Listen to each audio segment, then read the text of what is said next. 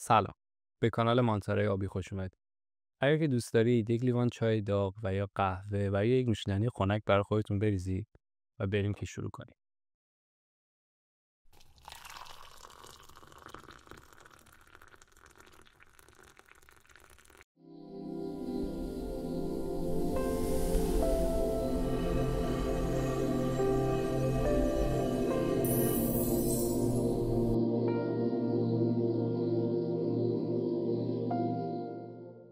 اسم من صبحانه و قبل از اینکه شروع کنیم یه خواهشی ازتون داشتم که اگر امکانش هست این ویدیو رو جایی ببینید و یا بشنوید که یه مقداری دغدغه فکریتون کمتره و نگران این نیستید که ایستگاه بعد کی باید پیاده بشید و یا فردا قرار مهمی دارید که باید بهش برسید و اینکه چند دقیقه دیگه کلاستون شروع میشه.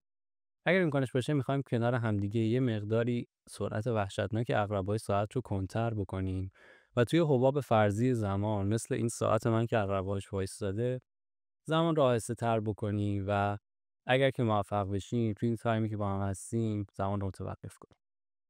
قبل از اینکه شروع کنیم من یک معرفی کوتاه از خودم داشته باشم و بعد درباره این توضیح بدیم که این کانال قراره چه محتوایی داشته باشه و وارد قسمت اول بشیم.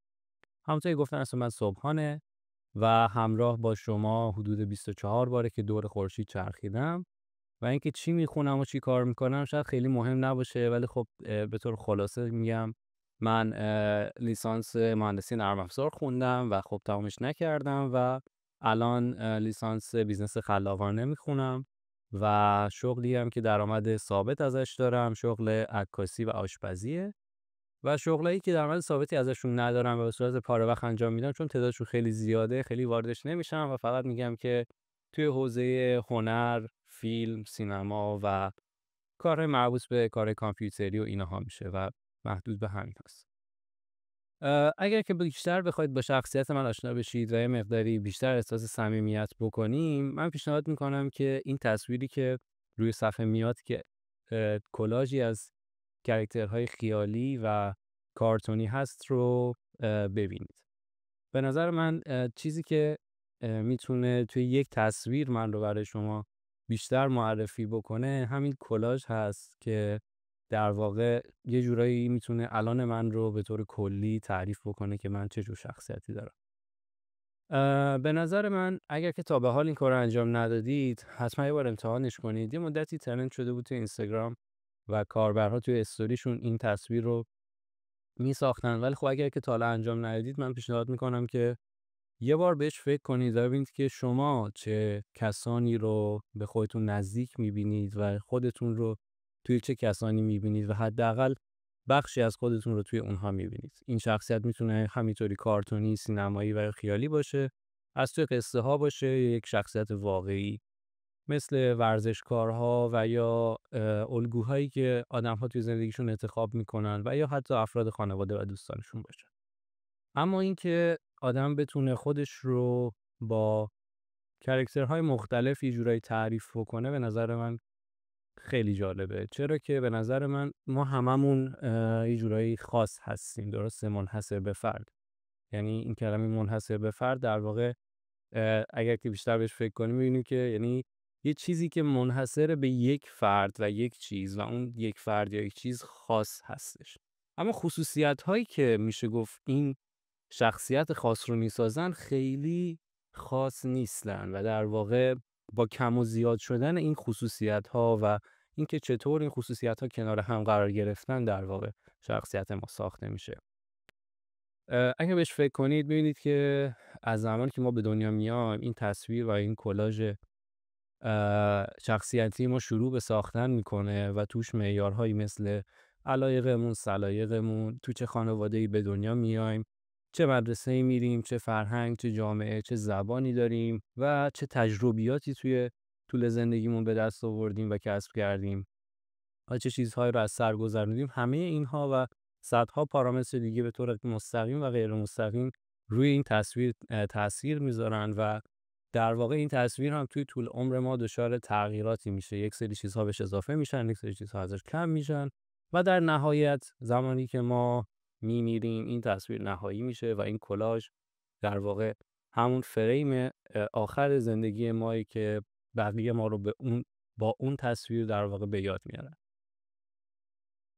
اما زمانی که من داشتم این اپیزود رو مینوشتم به این دقت کردم که خب توی رنگ‌ها هم یک همچین چیزی وجود داره. اگر بخوایم در واقع بستش بدیم به مبحث تئوری رنگ‌ها، می‌بینیم که توی رنگ‌ها اگر که کلمه RGB رو به گوشتون خورده باشه، رنگ قرمز، سبز و آبی، ما با کم کردن هر کدوم از این رنگ‌ها و با بالا پایین کردن اعدادی که در واقع توی کد رنگی ما تغییر میدیم و در واقع کم و زیاد کردن هر کدوم از این رنگ‌هاست، میتونیم رنگ دلخواه خودمون رو به دست بیاریم. و اگه که بهش دقت کنید می‌بینید که توی شخصیت آدم‌ها هم با کم و زیاد شدن این خصوصیت‌ها، حالا اونجا 3 تا در واقع معیار توی شخصیت ما، میگم صدها چیز تأثیر داره. ولی خب چیزی که میخوام بهش برسم اینه که اگر که باز بیشتر مقدار دقت کنیم به این موضوع، میبینیم که خب توی تئوری نور و تئوری رنگ میبینیم که از رنگ سفید در واقع رنگ‌های دیگه تجزیه میشن و شکل میگیرن و اگر که توی دنیای فیزیکی رنگ‌ها ما همه رنگ‌ها رو یه جوری با هم ترکیب کنیم به یک رنگی نزدیک به رنگ سیاه میرسیم. و اگر که دقت کنیم بهش می‌بینیم که این رنگ سیاه و سفید یه جوره برای ما اون وحدت، خلوصه و هیچیه رو دارن یه جورایی نشون میدن. و داشتم به این فکر می‌کردم که اگر ما 8 میلیارد طیف رنگی که روی زمین داریم رو با هم ترکیب کنیم به چه چیزی میرسیم؟ و جوابش فکر می‌کنم مقداری جالب باشه. یکم چایی بخوریم و از بحثمون دور نشیم خیلی.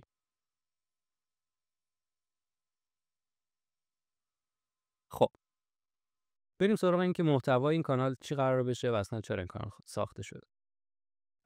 این کانال رو من در واقع زمانی ایدهش به ذهنم رسید که بسازم که حال و در واقع حس خیلی خوب روحی نداشتم و داشتم ویدیو یکی از عزیزانی که آره اسمشون رو جلوتر میگم داشتم میدیدم و در واقع حرفای ایشون یه مقداری به من کمک کرد به صورت شاید کاملا ناخودآگاه و یعنی صحبتایی که ایشون داشتن میکردن شاید اصلا با موضوعی که من درگیرش بودم هم خیلی مرتبط نبود، ولی خب یه جورایی من یه سری برداشت‌هایی از اون صحبت کردم و یه جورایی به من کمک کرد که حس خوب و حال بهتری داشته باشم. این اتفاق بارها افتاده توی زندگی من و به این فکر کردم که چقدر خوب میشه، چقدر عالی میشه اگر که من هم بتونم به عنوان کسی که خودش یه جستجوگره، به قول همین دوست عزیزمون، بتونم این حس خوب و حال خوب رو به نفر بعدی منتقل بکنم و این چرخه رو یه جورایی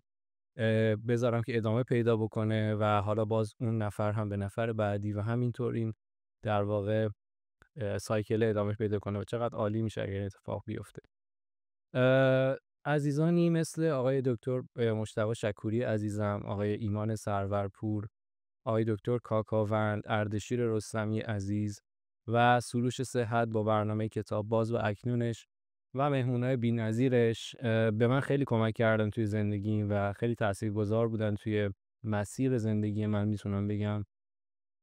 حالا نه صرفا این افراد، شاید حتی دوست من، اعضای خانواده من و حتی غریبه‌ای که به من تکه‌ای داده که من نیاز داشتم و شاید این اتفاق میگم کاملا هم بدون قصد و غرض بوده باشه و صرفا توی یک صحبت چیزی به من دادن که توی سفر من خیلی به من کمک کرده.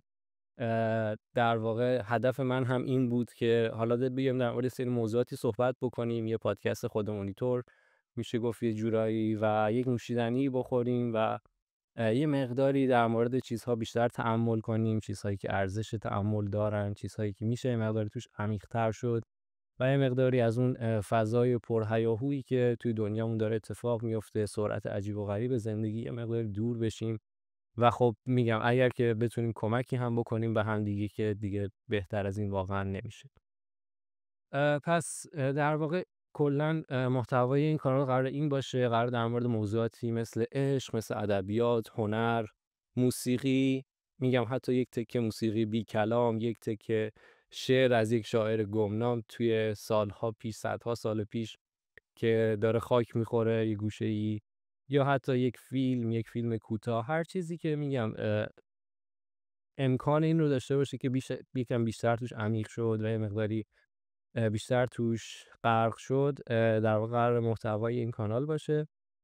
و خب اگر که الان کم و کسری هست، امیدوارم که در ادامه در کنار شما عزیزان بیننده این برطرف بشه و در واقع کیفیت ویدیوهای کانال هم بهتر بشه. یه نکته رو من اینجا اعلام بکنم، اونم اینه که من همونطور که خودم رو معرفی کردم متخصص نیستم، نه توی حوزه روانشناسی، نه توی حوزه ادبیات، فلسفه. من مشاور فردی نیستم و توی بیشتر موضوعاتی که قرار ازش صحبت بکنیم شاید تخصصی نداشته باشم، ولی خب صحبتی که میکنم یا خودم از منبعی و از جایی دارم صحبت میکنم و یا اینکه تجربه زیسته من بوده. و اگر که از منبعی دارم صحبت میکنم سعی میکنم حتما منبعش رو ذکر کنم و اگر شما دوست داشتید بیشتر دربارش بدونید، تخصصی تر دنبالش کنید، حتما خودتون برید سرچ کنید و دنبالش برید. و اگر هم که مطلبی رو میگم که منبع خاصی نداره، قطعا تجربه زیسته من بوده یا تجربه زیسته کسی بوده که شنیدم و به نظر من گاهن اینها با ارزش‌تر هستن، چون ما ممکنه یک سری اطلاعات رو حالا روی کاغذ داشته باشیم و یه دانشی داشته باشیم ولی خب تجربه نشده باشه و زمانی که اون تجربه بشه و تبدیل به تجربه زیسته بشه یه جورایی تفاوت داشته باشه و به نظر من اون چیزی که تجربه زیسته آدم هاست و داستان اونهاست به نظر من خیلی با ارزش تر گاهن. پس اگر که جای اشتباه میکنم، اگر که توی بحث تخصصی اشتباه میکنم، همینجا عذرخواهی میکنم و امیدوارم که این اتفاق نیفته. ولی خب این رو هم بگم که خیلی نمیخوام وارد فضای آکادمیک و ریسرچ بیس تور بشه محتوای کانال که من یک منبعی رو حالا لینکش رو بذارم شما برید تحقیق کنید. هدف من این نیست. هدف من اینه که میگم یک کوالیتی تایمی به قول خارجی‌ها با هم داشته باشیم و در واقع از اون نوشیدن خوردن لذت ببریم، یه مقداری از اون فضا و هیاهوی بیرون دور بشیم. حالا اینکه خیلی وارد بحث تخصصی بشه مبحث، امیدوارم که همچین اتفاقی نیفته. خب این رو هم که گفتیم و بریم سراغ قسمت اول. اتفاقا توی همین قسمت اول من میخوام از این بگم که من خودم چقدر نادانم و چقدر نمیدونم و در واقع موضوع قسمت اولمون هم یه جورایی مربوط به همین موضوعه. اگر که آماده اید بریم برای قسمت اول، نمیدانم.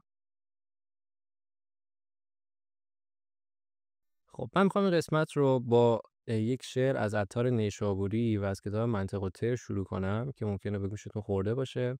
اسم این شعر شعر 7 شهر عشق و یا 7 وادی عشق که اگر که نخوندینش واقعا به نظر من یکی از عجیب و غریب ترین شعراست، گرچه که ما از این شعرهای عجیب و غریب و شاهکار توی اشعار کشورمون کم نداریم و من این یکی رو خودم خیلی دوست دارم و به نظر من ارزش حتما یک بار خوندن رو داره.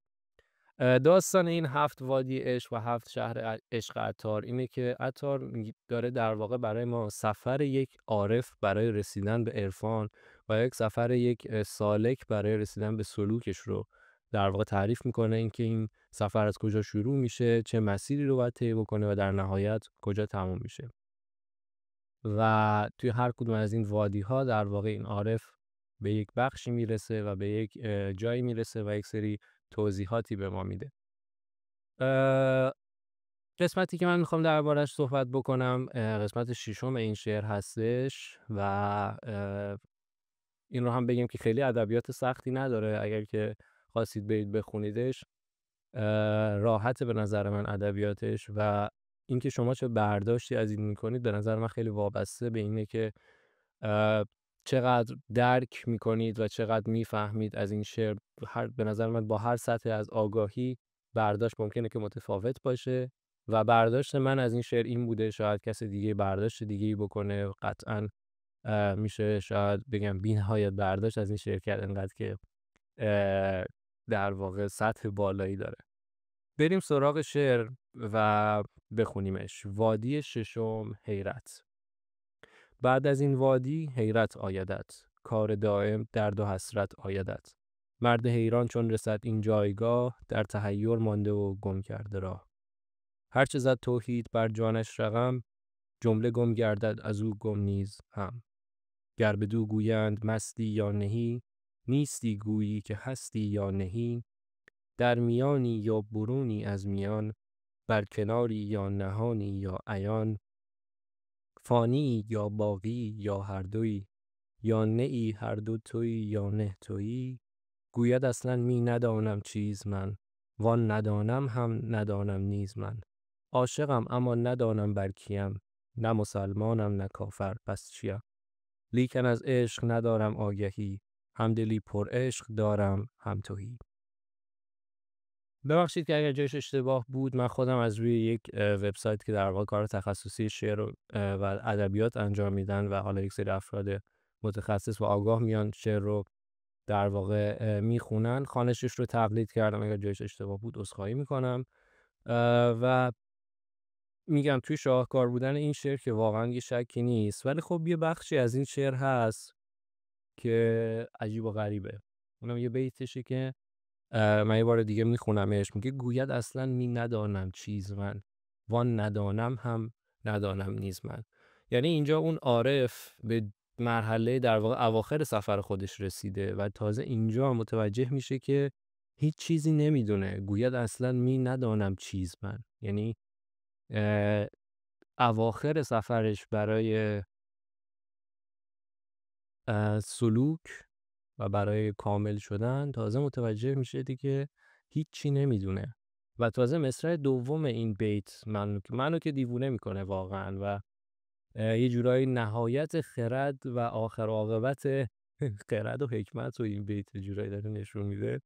و اون مصرع دوم که میگه وان ندانم هم ندانم نیز من.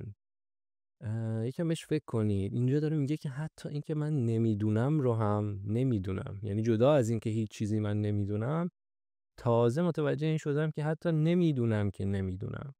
و اگه یکم مکس کنیم، یکم فکر کنیم بهش، من ازتون میخوام که چشماتون رو ببندین و به این فکر کنید که یک تصویری از تلسکوپ جیمز وب یا هاول بود اگه اشتباه نکنم، که یک تصویری از کیهان و آسمان بود و توش کهکشان‌های مختلف رو به تصویر کشیده بود و یک نقطه نورانی تو اون تصویر هست و اشاره شده که اون کهکشان راه شیری ماست.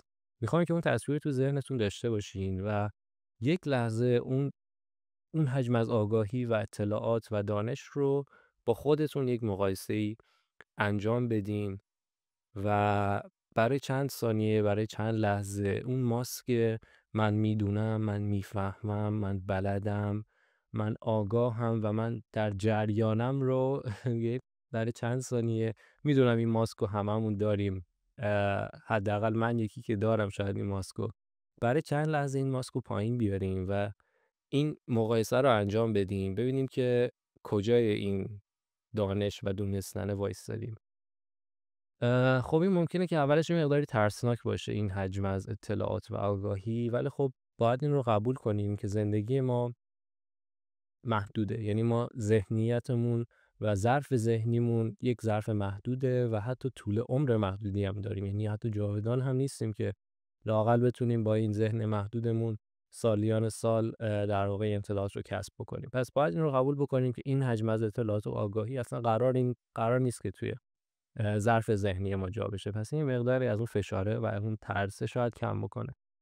اما این رو هم بگم که آدم‌هایی هستن توی این دنیا که یک آتش درونی دارن برای بیشتر دونستن، بیشتر یاد گرفتن و اینکه بیشتر فهمیدن، شاید بیشتر درباره علم فهمیدن، درباره پزشکی، درباره صنعت، درباره نجوم، درباره زمین شناسی، زیست شناسی، ستاره شناسی، درباره فرهنگ، درباره انسان شناسی حتی، و حداقل چیزهای زمینی رو که در نظر بگیریم، خیلی چیزها هست که بعضیا بیشتر دوست دارن بدونن و یک این آتش درونیه توی همه هست، ولی برای بعضیا شاید بیشتر باشه. برای خود من میتونم بگم همینطوریه و گاهن این باعث استرس و اضطراب من میشه که کلی چیز هست که نمیدونم و کلی چیز هست که میخوام یاد بگیرم و وقت ندارم و نمیشه.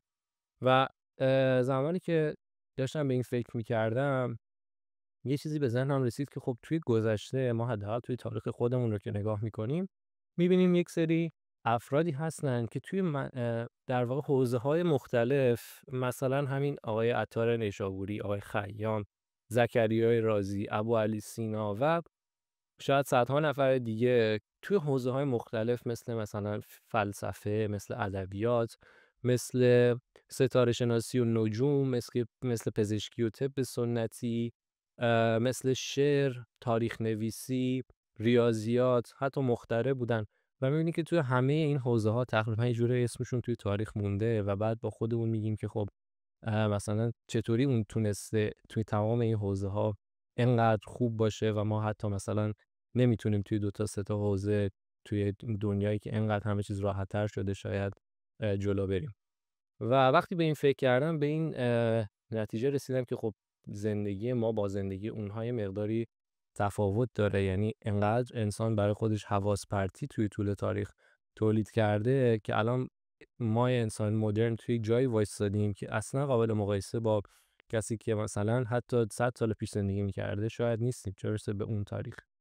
و به نظر من تعداد این افرادی که اینقدر موفق بودن توی حوزه‌های مختلف و چند منظوره در واقع کار می‌کردن و اطلاعات داشتن، توی طول تاریخ هی کم رنگ‌تر و کمتر شده و الان میتونم بگم شاید به استثنا رسیده. خب استثنا همیشه وجود داره و الان هم قطعا افرادی هستن که هنوز در واقع نه در اون حد شاید، ولی هنوز توی حوزه مختلف دارن فعالیت میکنن و کلی دانش دارن. ولی خب به نظر من قابل مقایسه نیست و این حواس پرتی هایی که ما الان داریم و داریم باهاش زندگی میکنیم یک جوری جلوی ما رو از این که توی حوزه های مختلف فعالیت کنیم و تمرکز داشته باشیم یه جورایی گرفته. و به نظر من از جایی که مثال تو نمیتونی چند تا خرگوش رو با هم دنبال کنی ساخته شد و به ذهن انسان رسید، دقیقا از همون زمانها بوده که چون این مثال توی ملیت‌های مختلف وجود داره و من شنیدم و به نظر من از همون زمانها بوده که انسان متوجه این شده که دیگه فرصت این رو نداره که توی چند تا حوزه مختلف در واقع تمرکز داشته باشه و فعالیت کنه. ولی خب برای اون افراد که شامل خودم هم میشه به نظر من هنوز شدنیه و هنوز اینجوری نیست که ببین غیر ممکنه، ولی اینکه یه مقدار بس سطح توقعمون رو بیاریم پایین‌تر و اینکه سبک زندگیمون رو شاید باید عوض کنیم.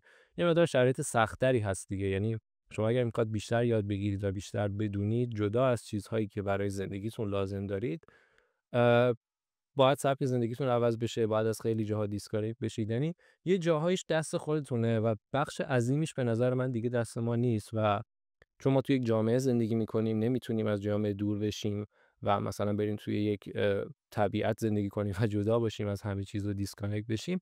یه چیزایی شاید دست ما نباشه ولی خب یه بخشایش هم دست ماه که قابل کنترله ولی همچنان سخت. پس این اتفاق هنوز شدنیه و امکانش هست. ولی خب از بحث دور نشین، دوباره برگردیم به بحث ندونستن و اینکه این آگاهی از ندونستن چه کمکی به ما میکنه.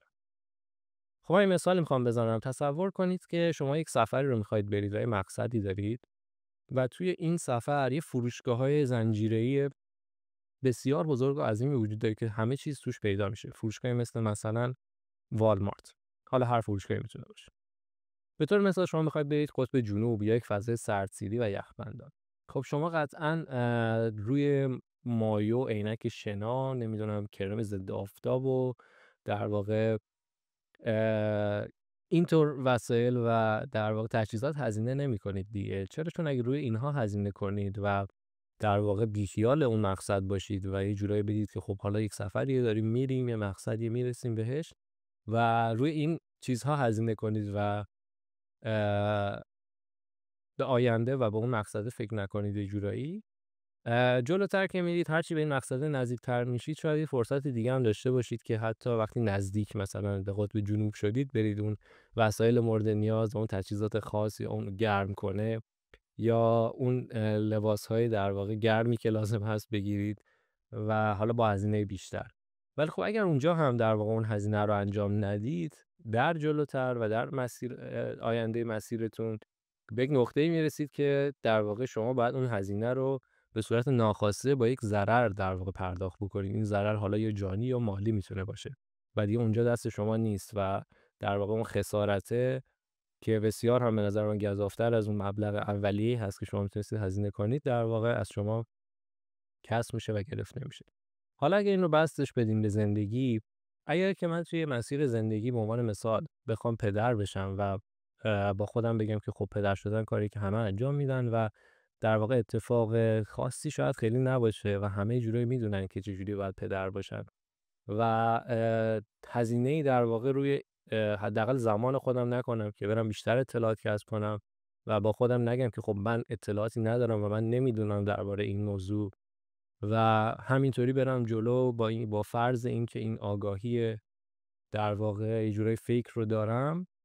در ادامه به جایی میرسم که به خاطر تربیت اشتباه هم حالا باید یه هزینه بیشتری پرداخت کنم تا آسیب‌های حداقل روانی که به خودم و به فرزندم وارد شده رو حالا با تراپیست یا با روانشناس و روانپزشک حل بکنم و یا اینکه اگر همین کارو نکنم در ادامه هزینه‌های جانی و مالی بیشتر، کلی بیماری‌های عصبی و هر چقدر این موضوع میره جلوتر، پیچیده‌تر و بزرگتر میشه و یه جایی خسارتش نه تنها به خودم و خانواده‌ام بلکه به جامعه هم میرسه.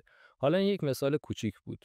ولی خب حالت دومش هم اینه که خب اگر من قراره مثلا پدر بشم، همون اول از این آگاهی داشته باشم که من نمیدونم و باید بیشتر در واقع توی این موضوع هزینه بکنم و یاد بگیرم و برم پیش متخصص، برم درباره این موضوع بیشتر بخونم، بیشتر یاد بگیرم، با کسانی که این تجربه رو داشتن و تجربه زیسته دارن صحبت بکنم و روی خودم بیشتر کار بکنم، مشکلاتی که خودم دارم رو برطرف بکنم تا وارد فاز بعدی زندگی نشدم.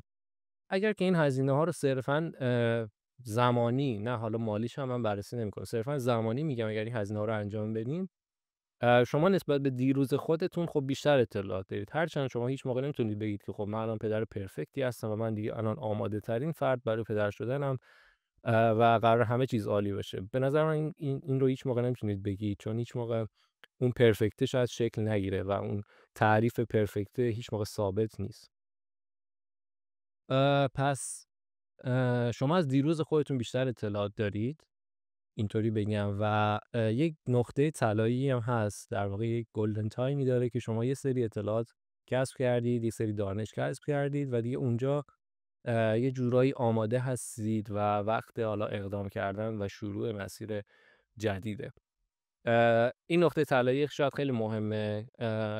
توی اون فاز ندونستنه نباید خیلی گیر بکنیم و توی اون فاز دونستنه هم نباید بریم. یعنی یه جایی بین این دوتا در واقع اون حالت شکل میگیره و میگم شما از دیروز خودتون بیشتر اطلاعات دارید و خب قراره در ادامه مسیر باز هم اطلاعات بیشتری کسب بکنید و باز هم تجربه های بیشتر و در واقع اینطوری هم نیست که اون پروسه یادگیری باز متوقف بشه و بگید که خب من حالا آمادگی دارم پس دیگه نیازی به یادگیری و نیازی به هزینه کردن شاید نباشه.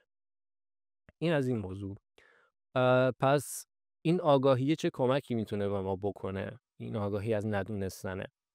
به این فکر کنید که یعنی زمان بعدی که رگ گردنتون از تعصب و غرور زده بیرون و دارید فریاد میزنید که من میفهمم، من بلدم و من میدونم و توی یک بحث و جدال حالا با پارتنرتون، همسرتون، همکار و یا کارفرما و دوستتون در واقع دارید شرکت میکنید و این رگ گردنه زده بیرون و دارید میگید که حق با شماست. اگر که یک ثانیه و یک لحظه این رو یادتون بیاد که شاید من نمیدونم، نکنه من دارم اشتباه میکنم و متوجه نیستم و از اون در واقع مقام دونستنه و مقام عالم بودنه یک لحظه پایین بیاید و اگر خوششانس باشید و نفر مقابلتون و طرف مقابلتون هم همون فکر رو با خودش بکنه، در واقع اونجا جاییه که هر دو نفر شما پیروز شدید. چرا که اون درست لحظه‌ایه که اون جدال و چالش و چالشه تبدیل به یک تعامل میشه، تبدیل به یک گفتگو میشه و توی دل اون گفتگوه یه راه حلی پیدا میشه و خب اون راه حل اگر هم که کار نکنه و در واقع موفقیت آمیز نباشه، چون این یه تعامل بوده، میگید نکنه خب حالا ما دوتا اشتباه کردیم و حتما یه راه دیگه هم وجود داره. یعنی درست همون لحظه‌ای که شما به یک تعامل میرسید به جای بحث و جدال سر تعصب و سر دونستن و عالم بودن، دقیقاً همون جاییه که شما برنده یا در واقع حالا اون چالش شدید. حالا فکر کنید که چقدر از جنگ‌ها، چقدر از چالش‌ها، دوری‌ها، طلاق‌ها، رابطه‌هایی که خراب شدن، رابطه‌های دوستی که از بین رفتن و یا حتی پروژه‌هایی که هیچ موقع شکل نگرفتن به خاطر اینکه یه بحثی اون اول شکل گرفته و کسی فکر کرده که بیشتر میدونه و بیشتر بلده. چقدر از اینها اتفاق نمیافتاد. این اخبار تلخی که هر دفعه هر روز برای جنگ میشنویم، خیلی دنیا آرمانی میشد یه جورایی اگر که هر کسی به اون جایی میرسید که اون عارف توی اواخر سفرش رسید و با خودش میگفت گوید اصلا می ندانم چیز من، وان ندانم هم ندانم نیز من. پس این آگاهی از ندونستنه شاید یکی از جاهایی که میتونه به ما کمک کنه همین باشه.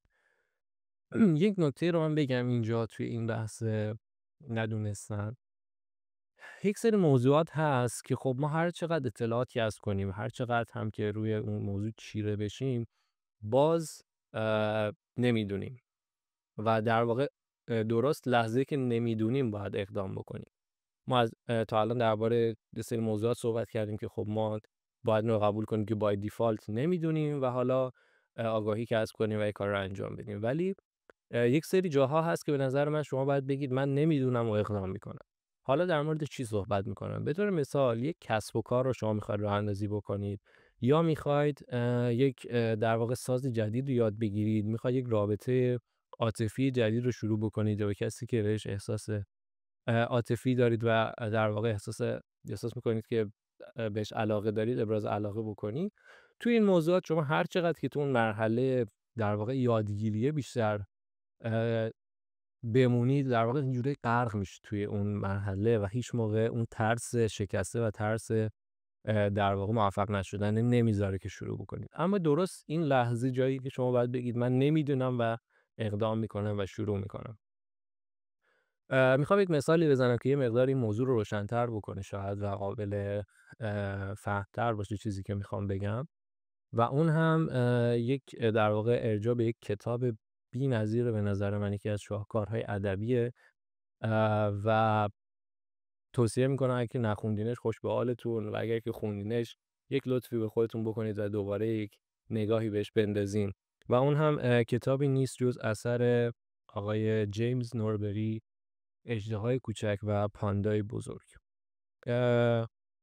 این کتاب داستان سفر دو دوست همین اژدها کوچولو و پاندا و در واقع دیالوگ‌ها و گفتگوهایی که بین این دوتا شکل میگیره و اصلا هم کتاب حجیمی نیست، بیشترش تصویر خیلی قشنگی هم داره و در واقع جمله‌های کوتاهی شاید از گفتگوی بین این دو نفری که هر کدومش به نظر من درس زندگیه و میشه ساعت‌ها دربارش حرف زد و فکر کرد و من هم قطعاً بیشتر در ادامه به این کتاب سر میزنم و قطعاً بیشتر ازش میشنویم و بررسیش میکنیم. ولی الان میخوام یه بخشیش رو بخونم که این مقداری اون موضوعی که داشتیم ازش صحبت میکردیم رو شاید روشن‌تر بکنه. یه جایی هست از کتاب که اژدها کوچولو میگه میخوام یک قرفه بزنم و از این کدو تنبل‌های ترسناک بفروشم، ولی میترسم شکست بخورم. پاندای بزرگ هم برای دوستش چای ریخت و گفت ممکنه شکست بخوری کوچولو، ولی اگه از ترس امتحانش نکنی قطعاً شکست خوردی. خب ببینید اینجا اگر که اون اژدها کوچولو یه مقداری شک داره و نمیدونه که اگر که کسب و کارش رو که حالا فروش کد تنبل یا توی سری ترجمه‌ها فروش دمنوش و چای هست، اگر این کسب و کار رو شروع بکنه شکست میخوره یا نه. پانده بزرگ بهش چی میگه؟ میگه اگه تو شروع نکنی و توی این مرحله ندونستنه بمونی قطعاً شکست خوردی. حالا چرا؟ چون تو وقتی که اقدام بکنی، درست لحظه‌ای که اقدام میکنی و کاری انجام میدی در راستای اون هدفت، تو اون احتمال شکست 100% رو به دو قسمت میکنی. یعنی 50% احتمال شکست به وجود میاد و 50% احتمال موفق شدن. چون تو اگه کاری نکنی خب 100% شکست خوردی، چون اصلا کاری نکردی. ولی اگر که اقدامی بکنی و یک عملی انجام بدی و در واقع در مسیر اون حرکت کنی، تو میای 50% به خود احتمال موفقیت میدی. هرچند که اون 50% شکست هم اگر بخوایم بهش نگاه بکنیم شاید شکست نباشه واقعا، چرا که شاید تجربه باشه و همین که شما میدونید که خب این مسیر جواب نداده و این مسیر بن‌بست بوده، خودش به نظر من یک پیروزیه و اصلا هم شکست نیست. بهتره که حتی اسمش رو شکست نذاریم. اما حالا اگر هم که بگیم حتی اگه موفق نشدی شکست خوردی، بازم 50% احتمال موفقیت داشتی. پس اینکه این ندونستنه ما رو تبدیل به یک آدم بی‌عمل و اینکه کسی که همش بگه من نمیدونم نمیفهمم پس کاری هم نمیکنم، در واقع نباید ما رو تبدیل به همچین موجودی بکنه. و میگم اون گلدن تایم، زمانی که شما یه احساس آمادگی میکنید و باید اقدام کنید، خیلی مهمه. و توی یک سری کارها هم که اون گلدن تایم شاید پیدا کردنش سخت باشه و گاهن برای بعضیا که خیلی ترس از شکست خوردن دارن غیر ممکن باشه، باید ما همون ندونستنه شروع بکنیم و در واقع یه کاری انجام بدیم. توی ذهن بودیسم که یک مکتب بوداییه معتقدن که ندونستن شروع راه دونستنه و شروع راه دانشه. آقای شونریو سوزوکی توی کتابی که درباره همین مکتب بودایی بودیسم و ذهن بودیسم نوشتن میگن که ذهن ندانستن ذهن تازه‌کار است. در ذهن تازه‌کار احتمالات بی‌پایانند، اما در ذهن متخصص تعداد کمی احتمال وجود دارد. یعنی چی؟ یعنی که شما اگر که حتی توی یک موضوع متخصص بشید، صرفاً اون بی‌نهایت احتمال رو میتونید کمتر بکنید و هر چقدر که متخصص تر باشید و هر چقدر که بیشتر در واقع دانش کسب بکنید درباره اون موضوع، صرفاً تعداد احتمالات رو کمتر میکنید و همیشه به نظر من این احتمالات وجود داره و هیچ موقع هم به صفر نمیرسه. پس کسی نمیتونه بگه که من میدونم و من میفهمم یه جورایی. اه، جالبه این صحبتی که آقای سوزوکی کردن. و یک مثال دیگه‌ای که خیلی مهمه توی بحث ما، یک ارجاع به کتاب سفر قهرمان آقای جوزف کمپبل که آقای مجتبی شکوری توی قسمت 10 رادیو راه به نام خواب‌های جهان این کتاب رو کامل بررسی کردن و کلی از کتاب‌های دیگه آقای جوزف کمپبل رو بهش اشاره کردن و صحبت کردن درباره‌اش که به نظر من یکی از بی‌نظیرترین پادکست‌هایی که من تا حالا شنیدم. این رو برای همه دوستانم و کسانی که دوستشون دارم فرستادم لینکش رو، ازشون خواهش کردم که این قسمت رو گوش بدن و چقدر تاثیرگذار بود حداقل برای من و برای کسایی که براشون فرستادم هم همین نظر من رو داشتن و حالا لینکش رو برای شما توی دیسکریپشن میذارم و امیدوارم که شما هم گوش کنید و لذت ببرید واقعا از این اپیزود. اما توی این کتاب سفر قهرمان آقای کمپبل میگه که توی یک فصلی از این سفر قهرمان باید به ظاهر چیزهایی که به ظاهر میدونه و در واقع اون آگاهی که به ظاهر همراهش هست رو زمین بذاره و وارد سرزمین ناشناخته ها بشه و یک جورایی این قهرمان یه جورایی خودش رو خلع سلاح میکنه از تمام چیزهایی که به ظاهر احساس میکرده میدونه و میفهمه. و آقای جوزف کمپبل میگه که اینجا دقیقاً جاییه که توی سفر قهرمان رشد و آگاهی رشد و آگاهیش رو در واقع شروع میکنه و به یک بلوغ فکری و به یک در واقع شکوفایی میرسه توی این فصل از زندگی یا فصل از سفرش که این دانسته ها رو زمین میذاره و وارد دنیای ناشناخته ها و ندونستن ها میشه و یه جورای مرتبطه به این موضوعی که ما داریم صحبت میکنیم. و اگر که ما تعصب داشته باشیم و اون ماسک میدونم و بلدم و میفهمم رو روی صورتمون بذاریم، یه جورایی هیچ موقع شاید اون رشد و بلوغه در ما شکل نگیره، چون اجازه نمیدیم به چیزی که بخواد ما رو تغییر بده یا بخواد به ما شاید نکته رو گوش زد بکنه، چون ما اون کسی هستیم که بلدیم و میفهمیم و در واقع ما باید این رو به بقیه گوش زد بکنیم. ولی خب درست زمانی که اون ماسک رو پایین میاریم و اجازه میدیم به دنیا و اجازه میدیم به این حجم از آگاهی که به ما چیزی رو یاد بده، تازه درست اون لحظه‌ایه که ما شروع به رشد میکنیم، شروع به شکوفا شدن و شروع به بلوغ رسیدن میکنیم. این موضوع خیلی گسترده تر از اینه که حالا توی این نیم ساعت 40 دقیقه در موردش صحبت بکنیم. قطعاً رفرنس های بیشماری توی ادبیات و اشعار شاعران خودمون هست که ببخشید اگر من به همهشون ارجاع ندادم. اگر که شما توی ذهنتون هست و یا میدونید، البته بهتر بگم که از کلمه میدونیم دیگه استفاده نکنیم و یا بیشتر اطلاعات دارید شما درباره این موضوع، لطفاً برام توی کامنت ها بنویسید. من خودم حتما میخونم و یاد میگیرم. قطعاً برای بقیه هم جالب خواهد بود اگر که ارجاعی به ادبیات و یا اشعاری دارید که به موضوع ما ربط دارن. میدونم که تو اشعار مولانا خیلی این موضوع بهش اشاره شده، حافظ همینطور و کلی از شاعرهای دیگه.